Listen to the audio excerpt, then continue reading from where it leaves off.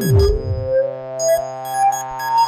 R L R stop and dash and up and talk B B A B S L R L R stop and dash and up and talk B B A B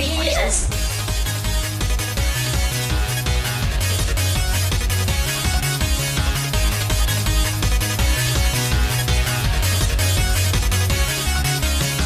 สิ่งที่เธอเห็นในมือคู่นี้ก็คือรีโมทคอนโทรลประจำกายที่ช่วยควบคุมเธอ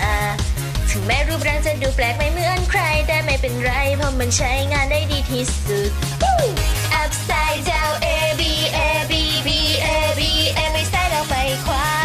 L R L R stop and dash and up and talk ทำงานปกติก็คิดอยู่ว่าอยากจะออกไปเล่นข้างนอกบ้างสักแป๊บแต่ทำยังไงดีก็เล่นแค่นี้มันไม่พอมันยังไม่พอนั่งลงซะsit down please feet relax ให้ร่างกายมันต่อสนองมาเราเริ่มหมุนจนเวียนหัวจะนิดเราแล้วเปิดครั้งนี้ให้เธอหัวเราะจนเสียงดังเต้นยกย้ายให้สุดแรงได้สิได้แม่เสือให้คือเสียงมันดังกังวานขึ้นไปแล้วเริ่มร้องให้สุดเสีย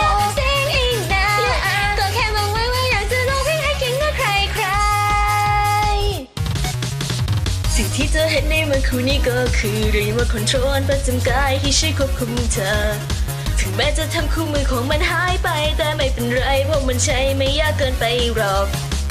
Upside down A B A B B A B A ไปขวาเราไปซ้าย L R L R stop and dash and up and talk ทำงานปกติก็ชอบทำหน้าทำตาเหมือนจะล้อเล่นทุกครั้งแต่ว่าในวันนี้จะเอาจริงแล้วนะเอาละตัดสินใจในสักทีนั่งลงซะsit down please